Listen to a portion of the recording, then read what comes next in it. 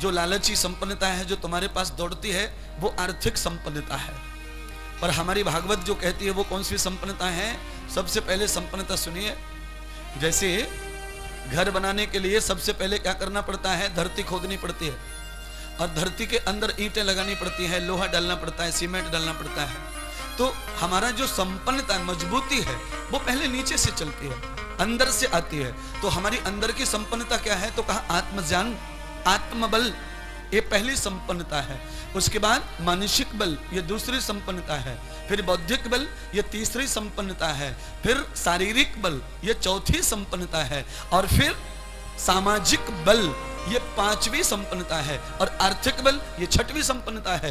ये 6 संपन्नता, ये 6 संपदा अगर आपके पास हैं तो आप समृद्ध हैं, सुखी हैं और आप मानव हैं। अगर ये आपके पास नहीं है तो कुछ सुख तो गाय के पास होते हैं, कुछ बकरी के पास होते हैं, कुछ बिल्ली के पास होते हैं, कुछ मुर्गे के पास होते हैं, कुछ खरगोश के पास होते हैं, कुछ चिड़िया के पास होते हैं। सबके पास में सुख होते हैं कुछ कुछ। अगर कुछ ही सुख आपके पास है तो फिर आपको भी हम कैसे कहें कि आप ही मनुष्य? अरे वो हाथ खड़ा कर दो, कौन है मनुष्य? आप कहेंगे महाराज आप तो रोज पूछते। भाई क्यों ना पूछे? रामायण कहती है, भागवत कहती है, वेद कहता है, साधु संत कहते हैं कि मनुष्य से ज्यादा उत्तम योनि कोई नहीं है। 84 लाख योनियों में सबसे उत्तम मनुष्य है, क्योंकि कर्म प्रधान योनि है। और जो योनि कर्म प्रधान है तो उसकी कर्म प्रधानता क्या है, उसकी महत्ता क्या है, उसकी विशेषता क्या है, उसकी अनुपादता क्या है, उनका अनुभव क्या है, उनकी उपस्थिति क्या है, उनकी आस्था क्या है, उनका अनुग्रह क्या है, उनकी व्यवस्था क्या है, उनका संबोधन क्या है, उनकी शीलता क्या है, वो हम तो देखना चाहेंगे, क्योंकि हम तुम्हारे गुरु बने बैठे तो हमें तो चाहिए। बच्चे ने क्या पढ़ा है वो तो टीचर देखना चाहेगा, बच्चा क्या कर रहा है वो माता पिता जानना चाहेंगे। तो मैं तो टीचर भी हूँ और तुम्हारा माता पिता भी हूँ और तुम्हारा भाई बंधु सखा भी हूँ, तुम्हारा यार और दोस्त भी हूँ और तुम्हारा देवता भी हो और तुम्हारा बच्चा भी हो। अब ये सब चीज तो तुम्हें से सीखना पड़ेगा। बताओ बताओ, संपन्नता बताओ, एक संपन्नता बताइए। आप किस चीज में पूरे हैं एक बताओ। ना ना ना ना ना ना ना, आप किसी चीज में पूरे नहीं है ऐसा लगता है। संपन्नता के लिए सट ऐश्वर्य होना चाहिए। परमात्मा ने बनाया है ना। परमात्मा को ईश्वर कहते किस लिए है? परमात्मा को ईश्वर कहते इसीलिए है कि ऐश्वर्य का जनक है, ऐश्वर्य का, संपदा का, सुख का, आनंद का, समृद्धि का, शीलता का, ये सब चीजों का जनक है, जन्म देने वाला है। और हम कौन है? भग एव भगवन्तस्यामृतम्, हम प्राप्त करने वाले हैं। परमात्मा ने जो बनाया है हम उसे प्राप्त करते हैं। और जब कोई मनुष्य परमात्मा के बनाए हुए सट ऐश्वर्य को प्राप्त करता है, वही सृष्टि में साकार देवता बनता है। उसी को हम राम कह लें, कृष्ण कह लें, शिव कह लें, ब्रह्मा कह लें, या फिर भगवान कह करके उपाधि दे लें। राम कौन है? भगवान है।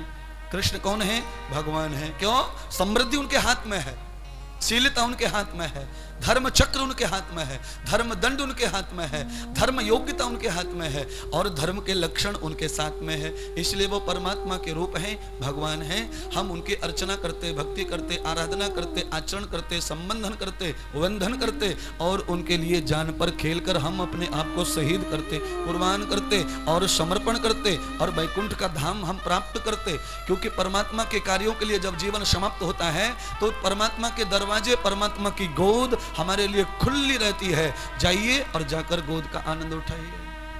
गोद में आनंद क्या मिलता है? गोद में आनंद मुझे लगता है, मेरा अनुभव कह रहा हूं, मुझे नहीं पता ज्यादा, मैं जो देख रहा हूं समाज में, गोद में आकर के आनंद ये लगता है कि आदमी समस्त चिंताओं से मुक्त होकर विश्राम में चला जाता है।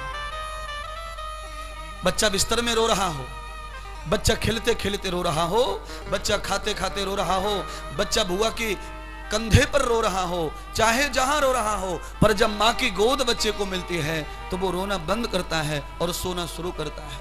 कारण सर्वेश्वरम ऐश्वर्य, सारे ऐश्वर्य माँ की गोद में होते हैं। और जैसे ही बालक माँ की गोद में आता है वो सारी दुविधाओं से मुक्त हो जाता है। न बिजली का खटका, न तूफान का खटका, न भूचाल का खटका, न गरीबी का खटका, न छप्पड़ का खटका, न मकान का खटका, न दुविधाओं, अब समस्त बीमारियों से मुक्त हो गया। अब सारी प्रॉब्लम माँ की है। वर्षा आएगी, माँ भीगने नहीं देगी। गर्मी पड़ेगी, माँ पसीना नहीं आने देगी। ठंडक लगेगी, माँ ठटरने नहीं देगी। भूख लगेगी, माँ भूखा नहीं मरने देगी। ये सब जिम्मेदारी भगवान की है, माँ की है। इसीलिए परमात्मा ने, वेद ने, हम सब ने ही परमात्मा को माँ के रूप में स्तुति किया है। वेद का पहला ही मंत्र है, स्तुता मया वरदा वेद माता प्रचोदयंतम पावमाने ध्वजानाम। इसमें भी वही है जो मैं तुम्हें बता रहा हूं। ये पहला ही मंत्र ऋग्वेद का, और इसमें भी वही कहा है, आयो प्राणम प्रजाम पशुम कीर्तम द्रविडम ब्रह्म वर्चसम।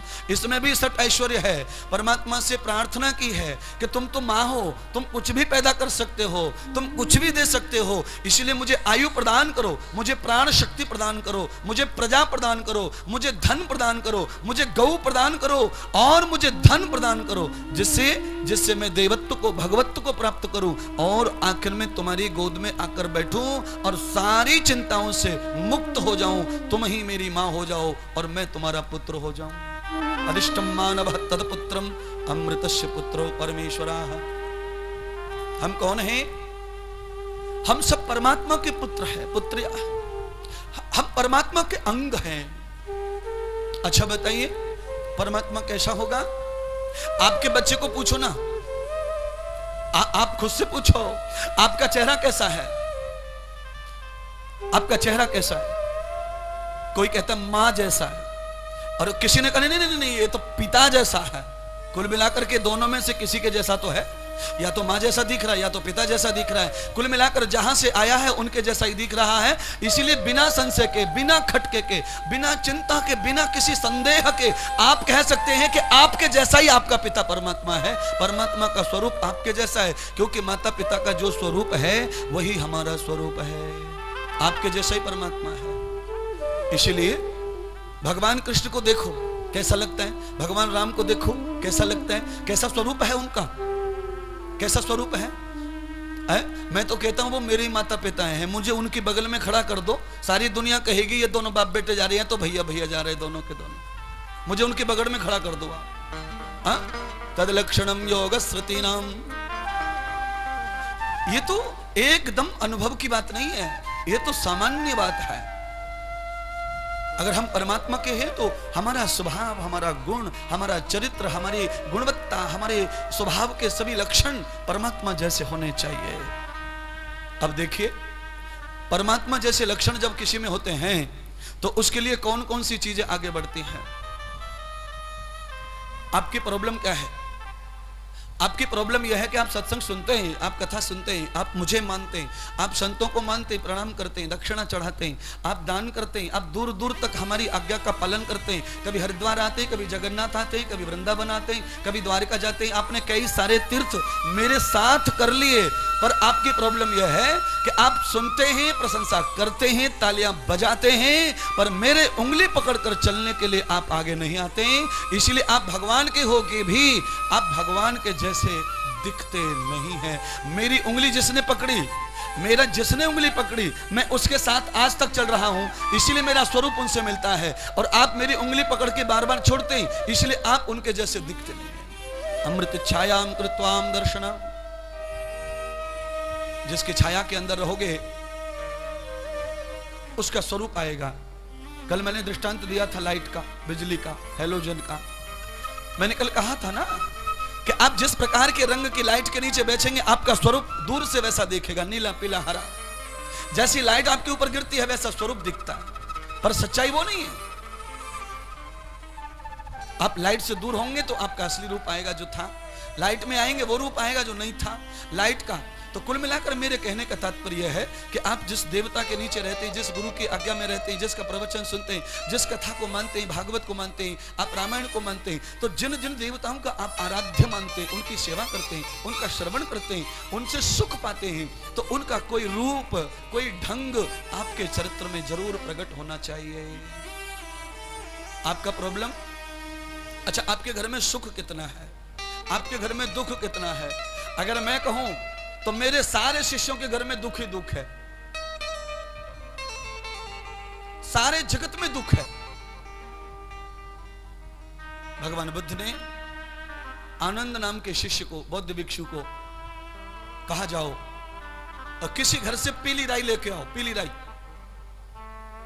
कारण आनंद रो रहा था ना, बौद्ध भिक्षु रो रहा था, और भगवान बुद्ध के पास आकर के उसने कहा आप तो मेरे देवता है भगवान, और मैं रो रहा हूं क्योंकि मेरी इकलौती मां मर गई है। भगवान बुद्ध ने कहा कि तेरी इकलौती मां को मैं जिंदा कर दूंगा, तू ऐसा करके मुझे थोड़ी सी राई ला के दे दे पीली सी। आनंद ने, बौद्ध भिक्षु ने कहा मैं लेके आता हूं, मेरी मां जिंदा करो।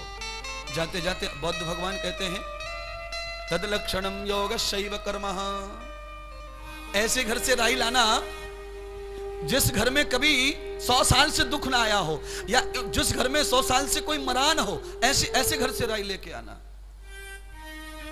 ब्राह्मण के घर गया, क्षत्रिय के घर गया, शूद्र के घर गया, वैश्य के घर गया, यानी वो साधु सन्यासी सबके घर पे गया, और सबके घर पर आनंद ने कहा भाई राई दे दो, ले जाओ भैया। राई लेकर आए। अच्छा ये बताओ तुम्हारे घर में 100 साल से दुख है कि नहीं? राई देने वाले का 100 साल की बात करता है, हमारे घर में तो रोज दुख रहता है। अरे तुम 100 साल की बात कर रहे, हमारे घर में तो 1 महीने पहले ही सूतक छूटा है, अभी तो दादाजी मरे, तुम्हारे घर की नहीं लूंगा। उसके घर गए, अभी तो चाची मरी है, मैं तुम्हारे घर की, अरे मेरी पत्नी अभी मरी है, मैं तुम्हारे घर की भी नहीं लूंगा। कुल मिलाकर के बौद्ध ने देखा कि सारा संसार, हर घर दुखी, और एक भी घर ऐसा नहीं जिसमें कोई मरता ना हो, कोई दुखी न होता हो। लौट के आया, भगवान बुद्ध से कहा प्रभु राई तो सब दे रहे थे, पर किसी भी घर में ऐसा नहीं मिला जिस घर में शोक नहीं था, दुख नहीं था, क्लेश नहीं था। आनंद को वही भगवान बुद्ध ने समझाया। बुद्ध कहते हैं आनंद अरे क्यों नादानी करता है, क्यों अज्ञान होता है, ये संसार में जो आया है वो जाता है। ये तेरी माँ नहीं थी, तू इसका पुत्र नहीं था। अगर ये तेरी माँ होती तो वो तुझे छोड़ती नहीं, और अगर तू उसका पुत्र होता तो तू रोता नहीं, क्योंकि रिश्ते कभी नहीं टूटते। ये तो संसार के पर चलना है, ये तो संसार की एक माया की एक डोर है जिस पे सभी नाटक कर रहे, सब लीला कर रहे, सभी खेल खेल रहे। अरे ग्राउंड किसी के अपने बाप का नहीं होता है, पूरे गांव के लोग क्रिकेट खेलने ग्राउंड पे जाते हैं, पर वो किसी के नाम पर नहीं होता है, वो तो गांव की नगर पालिका का होता है, वो तो गांव की ग्राम पंचायत का होता है। अगर ग्राम पंचायत भी अधिकार जताए तो उसे छिनाया जा सकता है, वो तो पूर्ण केंद्र सरकार का होता है, वो तो मुख्य सरकार का होता है। कुल मिलाकर मेरा कहने का मतलब है सारे विश्व का जो मालिक है, ये सारे कुरुक्षेत्र ये परमात्मा के हैं। हम और तुम तो सब कौरव और पांडवों की तरह यहाँ युद्ध कर रहे हैं, या तो क्रीड़ा कर रहे हैं, या तो लीला कर रहे हैं। यहाँ पर किसी को हक जताने का अधिकार नहीं है। आपके घर का सुख कैसे चला गया वो मैं आपको बताना चाहता हूं। आपके 2 प्रकार के रूप हैं। जब आप भगवान के सामने मंदिर में बैठते हैं तो बहुत भक्त लगते हैं, और जब आप अपने व्यापार और दुकान पर बैठते हैं तो आप बहुत कसाई लगते हैं। जब आप मंदिर में बैठते हैं तो देवता पुजारी, और जब आप धन कमाने जाते हैं तो कसाई। तो फिर आप में और वास्तव में कसाई में कोई फर्क नहीं है, क्योंकि कसाई जब आराधना करता है तो वो भी हाथ पैर धोकर के टोपी लगाकर नमाज पढ़ता है, पर फिर उसमें आप में फर्क नहीं है। आप अभी वही हिंसक हैं जो हिंसा वो कर रहा है। पर आप जब भगवान के सानिध्य में थे तब आपका स्वरूप इतना बढ़िया क्यों था, आपका स्वभाव इतना अच्छा क्यों था, आपकी कोमलता इतनी नाजुक क्यों थी, आपका दिल इतना पवित्र क्यों था, आपका मन इतना सत्य क्यों था, आपकी वाणी इतनी पवित्र क्यों बोल रही थी, आपका स्वभाव, आपका स्वरूप इतना सौम्य क्यों हो गया था, आप इतने बड़े पुजारी क्यों दिख रहे थे। आपने जब भगवान का सानिध्य छोड़ा, आपने यज्ञशाला छोड़ी, आपने मंदिर छोड़ा, उसके बाद में आपके अंदर ये हिंसा कहां से आई, ये पीड़ा कहां से आई, ये कटुरता कहां से आई, ये कठोरता कहां से आई, ये हिंसा कहां से आई, ये बनावट कहां से आई, ये छल कहां से आया, ये कपट कहां से आया, ये सब 2 प्रकार के भाव कहां से आए। अच्छा बताओ, तपेली, कढ़ाई, भगोनी, उसमें 2 चीज एक साथ डालो जो मैं कहूं, और उन दोनों चीजों को डाल करके आप ये दिखा दो कि उन दोनों में से एक को जिंदा करके बता दो। आप अपने भगोने में दूध डाल दो, दूध, और मैं आपको आज्ञा करता हूं कि उस दूध के साथ में 2 बूंद नींबू के रस की डाल दो, और फिर आप अग्नि जला दो। 2 बूंद रस नींबू का, 1 बूंद भी रस नींबू का अगर आपने दूध में डाल दिया तो एक बूंद रस आपके 10 लीटर दूध को बर्बाद करने के लिए काफी है। ऐसे ही आपके अमृतमयी जीवन को, आनंदमयी जीवन को, सिद्ध जीवन को बर्बाद करने के लिए एक कमजोरी, एक गलती, एक अपराध ही काफी है। आपको रोज अपराध करने की आवश्यकता नहीं है। आपका जीवन एक अपराध से भी तुच्छ निष्ठ हो जाता है। भीष्म पितामह की कथा मैंने परसों आपको सुनाई थी। भीष्म पितामह की कथा, 108 जन्मों तक भीष्म ने कोई अपराध नहीं किया और सारे कर्म याद हैं। सबसे विशेष बात यह है, हमें 8 दिन के कर्म याद नहीं रहते, भीष्म को सारे कर्म याद हैं 108 जन्म के। पर फिर भी भीष्म उस कर्म को भूल गया है जो भीष्म से पापमय हो गया था। तो उस कर्म को भोगने के लिए भीष्म को 6 महीने बाणों की सैया पर सोना पड़ा। तो एक कर्म भी परमात्मा के यहाँ से क्षमा नहीं होता। इसीलिए फूक फूक करके कदम रखो संसार में, आंख बंद करके चलोगे तो न जाने कितनी सैयाओं पर तुम्हें सोना पड़ेगा, बार बार सोना पड़ेगा, 1000 बार सोना पड़ेगा। और सैया पे सोना अच्छी बात नहीं है। अच्छा, सैया पे सोना अच्छी बात है नहीं। तुम तो सो जाते, पूरे घर को रुलाते बेवकूफों की तरह, पूरा घर हाय हाय करता है।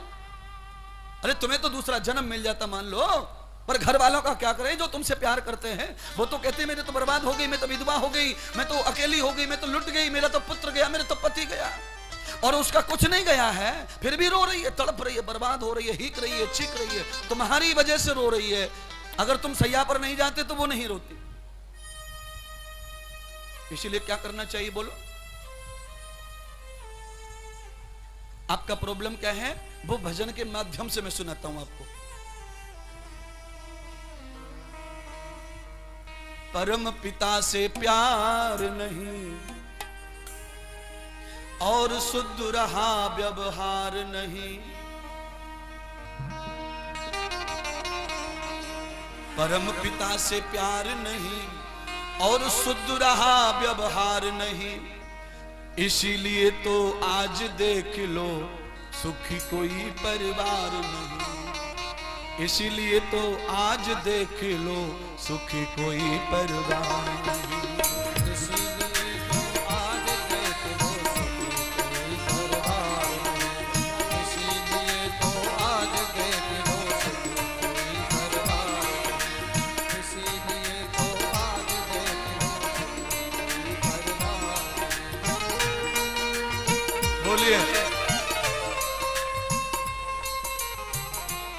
परमपिता से प्यार नहीं, शुद्ध रहा व्यवहार नहीं।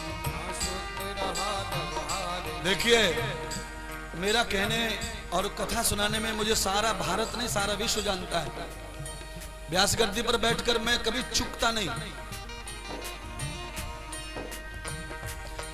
आप में से कई लोग तो ऐसे हैं जो नित्य नियम से भगवान की आराधना, उपासना, पूजा अर्चन करते हैं, अपने हाथों से भगवान को स्नान कराते हैं, श्रृंगार कराते हैं, फिर भी आपको सुख नहीं है। कारण क्या है? परमात्मा इतना पवित्र है कि उसे तनक भी अपवित्रता नहीं चलती है। हमारी जो आंख है इससे भी ज्यादा नाजुक भगवान है। आपकी आंख को रेत का एक कण नहीं चलता है। रेत का एक कण भी आंख में गिर जाए तो आंख को परेशानी होती है। ऐसे ही परमात्मा को अपवित्रता कण की बराबर भी नहीं चलती है। और तुम्हारे अंदर तो अपवित्रता के ढेर लगे पहाड़ बने हैं। देखिए, मैं अच्छी तरह जानता हूं, हमारे जितने श्रोता सुन रहे हैं, टीवी को करोड़ों श्रोता सुन रहे, और वो बड़े भक्त हैं, काम छोड़कर, नौकरी छोड़कर मुझे सुनते कथा। पर उनकी प्रॉब्लम है कि कथा सुनकर भी वो सुख में नहीं जा रहे, कारण उनमें अवगुण ही इतने।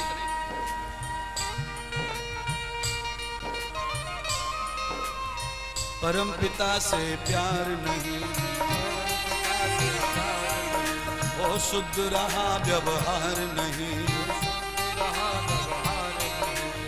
इसीलिए तो आज देख लो, इसीलिए तो आज देख लो, सुखी कोई परिवार नहीं, सुखी कोई परिवार नहीं, सुखी कोई परिवार नहीं। हाँ, सुखी कोई परिवार नहीं, सुखी कोई परिवार नहीं, ओ सुखी कोई परिवार नहीं, सुखी कोई परिवार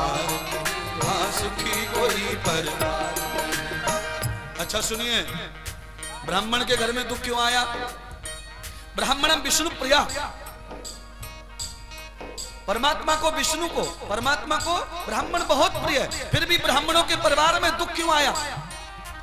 ब्राह्मण महीने में कम से कम, कोई कितना भी कम पंडिताई करता होगा ना, तो भी कम से कम महीने में 10 सत्यनारायण की कथा तो करता ही है, कम से कम 2-4 वास्तु शांति करता है, और भी कोई मंगल की, शुक्र की, शनि की हवन पूजा शांति करता है। यानी महीने में इतने सारे पूजा पाठ करता है, तो भी ब्राह्मण सुखी नहीं है, समृद्ध नहीं है, शांत नहीं है, पवित्र नहीं है, आनंदित नहीं है। क्यों बताओ क्यों?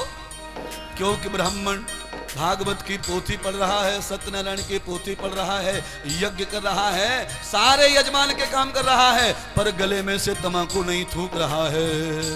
जय जय राम कृष्ण हरि, जय जय राम, जय जय राम, जय जय राम, जय जय राम, जय जय राम, जय जय राम, जय जय राम, जय जय राम, जय जय राम कृष्ण हरि, जय जय राम कृष्ण हरि, जय जय राम कृष्ण हरि, जय जय राम कृष्ण हरि। ओ जय जय राम कृष्ण हरि, जय जय राम कृष्ण हरि, जय जय राम कृष्ण हरि, जय जय राम कृष्ण हरि।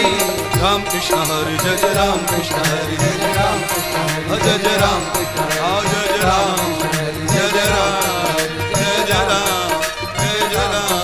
जय जय राम कृष्ण हरि।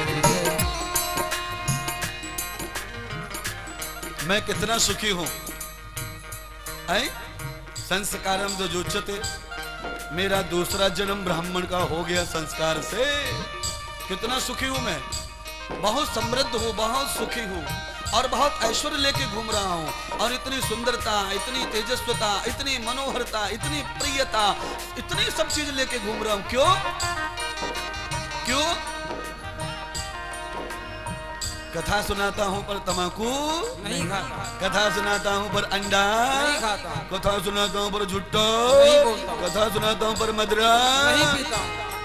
जय जय राम कृष्ण हरि, जय जय राम कृष्ण हरि, जय जय राम कृष्ण हरि, जय जय राम कृष्ण हरि, जय जय राम, जय जय राम कृष्ण हरि, जय जय राम। परम पिता से प्यार नहीं, शुद्ध रहा व्यवहार नहीं, परम पिता से प्यार नहीं, शुद्ध रहा व्यवहार नहीं, इसीलिए तो आज देख लो सुखी कोई परिवार नहीं, इसीलिए तो आज देख लो सुखी कोई परिवार नहीं, इसीलिए तो आज देख लो। सुखी कोई परिवार नहीं, इसीलिए तो आज देख लो सुखी कोई परिवार नहीं। देखिए, आपकी उम्मीदें बहुत छोटी हैं, गाड़ी बंगले हैं आपके पास में, पर आप धनवान भी बहुत कम है, बहुत विशाल धनवान पड़े इस दुनिया में, पर सुख नहीं उनके पास में, समृद्धि नहीं उनके पास में, केवल वृद्धि है, और केवल वृद्धि का विनाश है, समृद्धि का विनाश नहीं होता। राम ने समृद्धि की, इसलिए विनाश हो नहीं सकता है, चाहे जितने प्रयत्न कर लो दुनिया पर, राम को कोई मिटा सकता नहीं है। हाँ, कारण बताओ, कारण क्या है? राम ने कभी अंडा, तंबाकू, बीड़ी, सिगरेट नहीं खाया पिया। और ये धनवान लोग क्या कर रहे हैं बताओ, क्या क्या कर रहे हैं?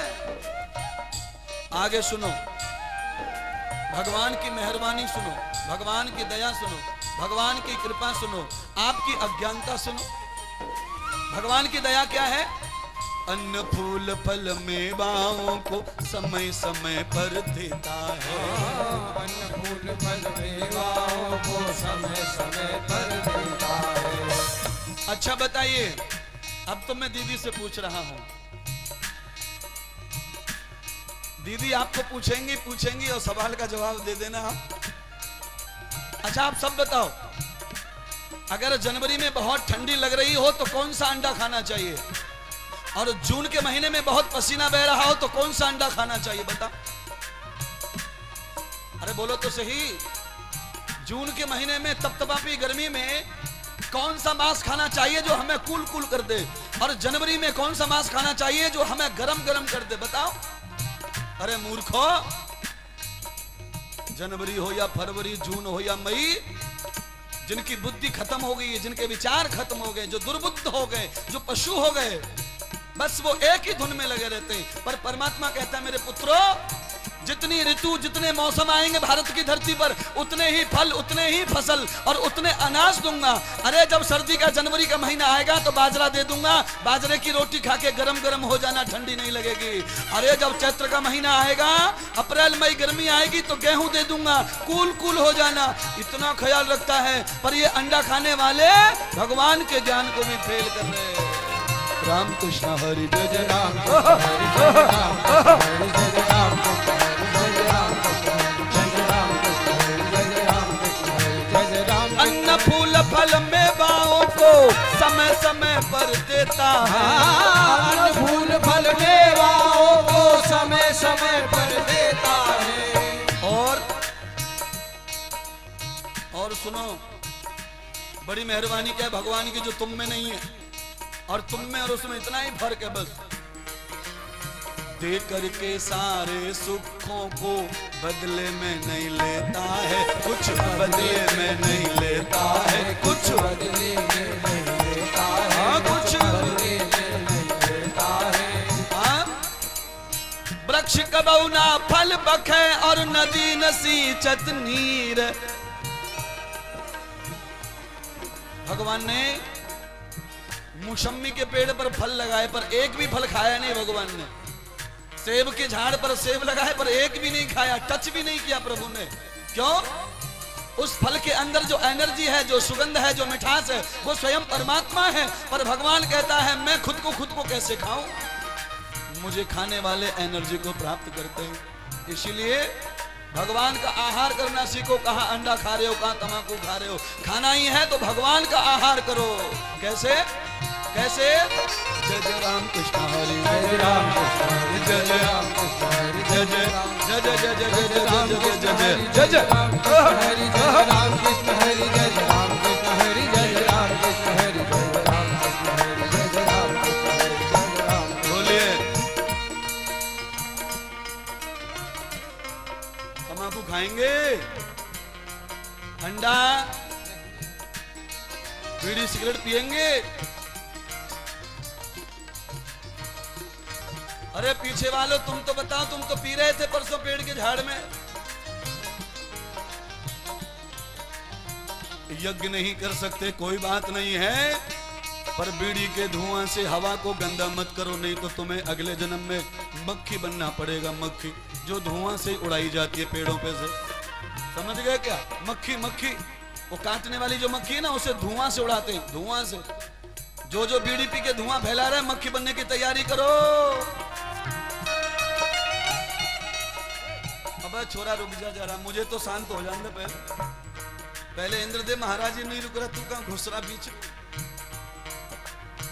अन्न फूल फल मेवाओं को समय समय पर देता है प्रभु, समय समय पर देता है प्रभु, समय समय पर देता है। दे करके सारे सुखों को बदले में नहीं लेता है, कुछ बदले में नहीं लेता है, कुछ बदले में नहीं लेता है। बस अब इंद्रदेव महाराज के हाथ जोड़ के प्रार्थना सुन लो। मैंने कहा मैं तो तुम्हारा बच्चा हूं, मैं प्रार्थना कर रहा हूं। ये तीसरी लाइन मैंने लिखी है, क्या? ऐसे दयालु प्रभु को पाकर, ऐसे दयालु प्रभु को पाकर, ऐसे दयालु राम को पाकर, ऐसे दयालु राम को पाकर, करता तनक विचार नहीं, करता तनक विचार नहीं। इसीलिए तो आज देख लो सुखी कोई परिवार नहीं, इसीलिए तो आज देख लो सुखी कोई परिवार नहीं। इसीलिए तो आज देख लो सुखी कोई परिवार। परम पिता से प्यार नहीं, हाँ शुद्ध रहा व्यवहार नहीं। हाँ परम पिता से प्यार नहीं, वो शुद्ध रहा व्यवहार नहीं। इसीलिए तो आज देख लो सुखी कोई परिवार नहीं।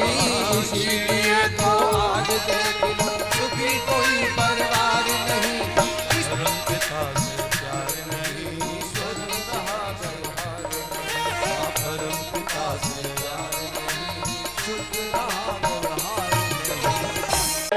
सतगुरु तुम्हारे प्यार ने जीना सिखा दिया। सतगुरु तुम्हारे प्यार ने जीना सिखा दिया। सतगुरु तुम्हारे प्यार ने जीना सिखा दिया। सतगुरु तुम्हारे प्यार